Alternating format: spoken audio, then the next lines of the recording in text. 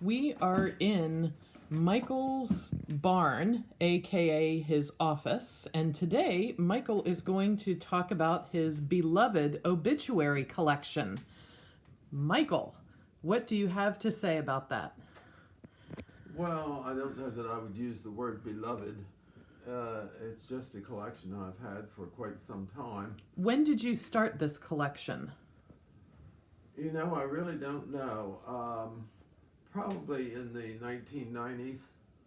I thought you started, oh no, that was something else. In the 40s, you started reading obituaries, was it?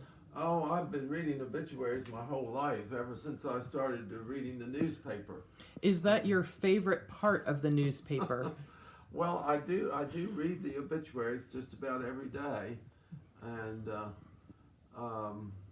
yeah, we get the Friends Journal too, and I just it came a couple days ago, and I just read the obituaries that were in it yesterday.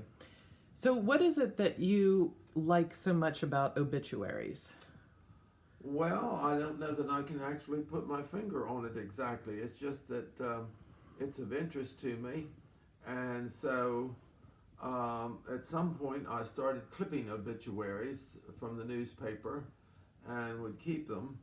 And the desk that your grandmother had, my mother, there were a couple of little drawers in there under the pigeonholes that were all stuffed full of obituaries that she had clipped from the newspaper. Oh, so it's a family tradition. Well, maybe. I don't know. I can't say that it's my one of my keen interests, though. All right. But why don't we take a look at your obituary collection? All right. Well, I used to have them in 3-ring binders, and they were alphabetized, so they were easy to find. But I decided a year or so ago, or more than that really, that they would be better in a file cabinet in file folders, because when they're in the 3-ring binders, I was all the time having to alphabetize each one, you know, as it came along. What I would do, I would take a sheet of 8.5 by 11 paper, just plain paper, and I would glue them on there.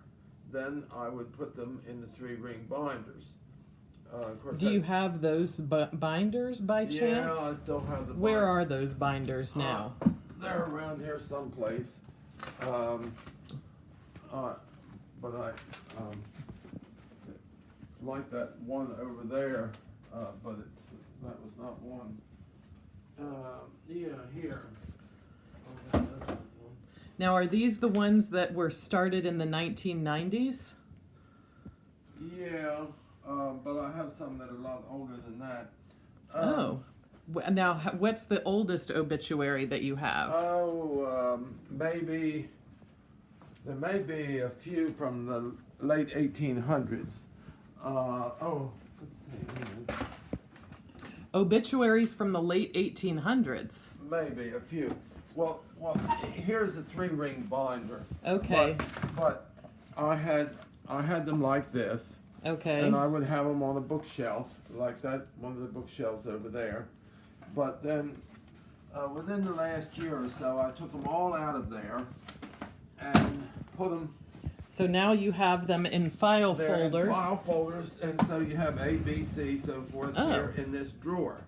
Well, that makes it much easier to organize, doesn't it? It does. And for instance, here, well, let's see. That's a lot of obituaries. Yeah, well, this I think is the letter D. No, letter C. Now, wait a minute. Now, are those just from the last... Wait a minute. I'm not quite as organized as I should be. These are more recent. Here are the ones that are on 8.5 by 11 sheets of paper. Oh my gosh. You see like this. Now, what year is that? This was 2006. Now, who is that person? This is Dr. Bischoff, that was an MD in Dover, family doctor. Okay. So now, these obituaries you have, are they all people you know? Well, okay. A lot of the biggest part of them are people I know or people who were important in the community. I don't cut every obituary that's in the paper every day. I just cut out the ones of people I know or who were involved in the community or important in some way like that. And once in a while, I might cut out, some national figure that's well known or something like that. But it has also evolved into more than just obituaries. It's human interest stories. Oh my God! So things I see that are interesting. Well, let's take a random look at one of these, shall we? Just pick one up. All right, here's one right here that's your great-grandfather on your mother's side, Alden C. Palmer. Here it is. You see. I see it. You have put that on paper. You have glued it on. I glued it on paper, yes. And you see the paper I glued it on when I worked at Vital Statistics in the health department. We had all this white bond paper that was no longer used. It had been used to when they had to, I think, type up the birth certificates to customers, to clients, and they didn't use this paper anymore. So I just used it. I appropriated it. You stole it. No, well, they weren't going to do anything with it. So, but anyway, now, one of the oldest I have is my great-grandfather Barnard, who died in 1908, and so in this folder under B, it would be there. There's a lot of B's. Oh, and so what I've done on a couple cases of people that I wanted to was go onto microfilm newspapers and then get copies from that. Get the microfilm on the reader and then print out the copy I wanted. Now here, this is my great-grandfather Barnard, who died in 1908 in Wilmington, and that's a copy of his obituary. Okay. Because in going through some of the many papers I have here was his obituary. So one of the things I talked about doing, and my friend Dick Carter said that I should do this, and that was where I've glued these on paper, except for instance, this one is a photocopy, you see. Oh my gosh, it's not the original. No, but this is really better because the newspaper loses its quality and can disintegrate eventually. Whereas if you Xerox all these or photocopy them, that's better for preservation. Now what?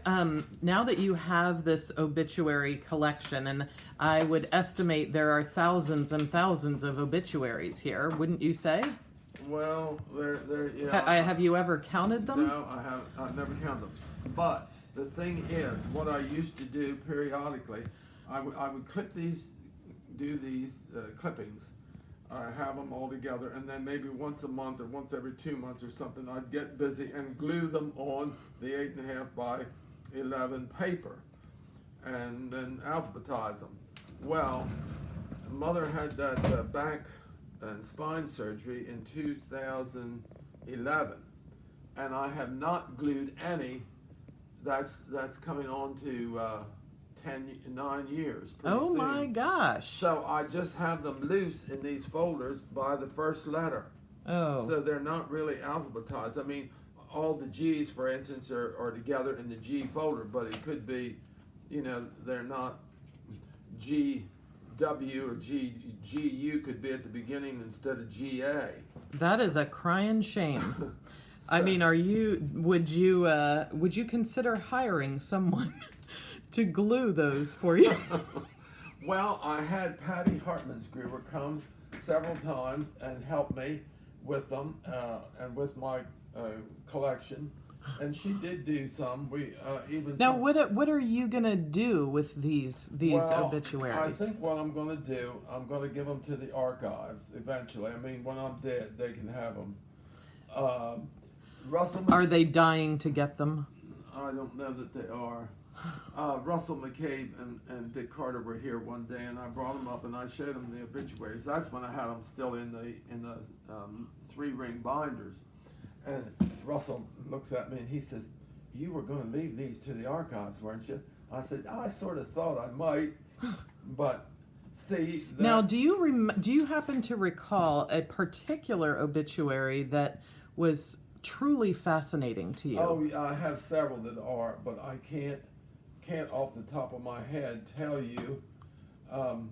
There was one man that wrote his own obituary here a couple of years ago, and it was just really. Did he write it before or after he died? Oh. No, he wrote it after he died. He came, okay. came back. I was just checking. Yes, no, but there are some that are really kind of unusual and amazing. And are they all from Delaware? No. Let's see. Now here at the beginning of A. Oh, that's a little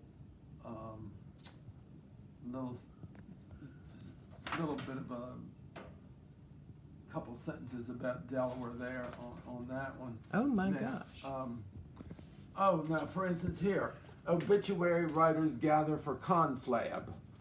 Now What's a conflab? Or confab, it said. Not What's a flab. confab? Well, I like a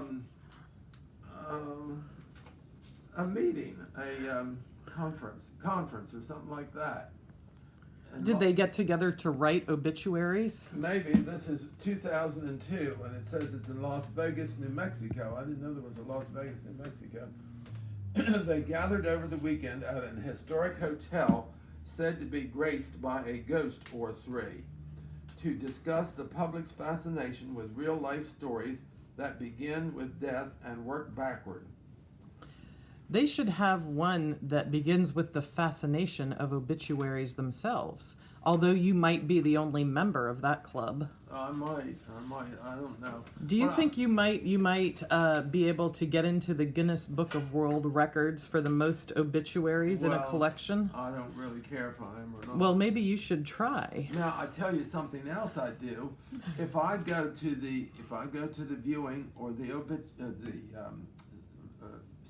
funeral service, memorial service or whatever, they usually hand out a little leaflet or a brochure or something. So I take that and I will glue that on too. Oh my God. Now, for instance, here's something on Don Blakey, Great Person of the Year, 2001. So I have taken that and I have glued it on the paper in an envelope and put it in here, except I don't see. Is there ever a day when you miss reading the obituaries in the newspaper? Yes, and so what I do, when Mother and I went in 2001, when we went to Europe for 3 months, my friend George Cayley kept all the Delaware State News pages of obituaries for me, so that when I got home, I could go through them and read them. And did you? I did, and I remember Martha Jones died while we were away, and I would not have known she died except that George had kept the obituaries from the paper for me. Now, she was the mother of one of my good friends growing up, Franklin Jones. Oh. And she was a secretary at Caesar Rodney School for a long time. And so, yeah. Now, here, for instance, Jane Barnard Chambers. Here was the thing they handed out at her service, and it had the program of the service, and then here's a copy of a song they sang that day. So that's in there. And then, Ann Cleves. I don't know if you remember Ann Cleves or not. See, there's a little card down there in the lower right. I see. Now, does this jog your memory if you can't remember when these people, when their birthdays were or what they did when they were alive? No, for most of them, I don't know when their birthdays were. Oh. But a lot of them, it used to be. Some of them you might remember their license plate numbers, though, right? Well, A few. For example, Anne Cleves. Oh, I don't know what her license plate number was. Do you remember the kind of car she had? Oh, I do. When I was in school, she had a four-door green Mercury. What year was that? Oh gosh, it would have been like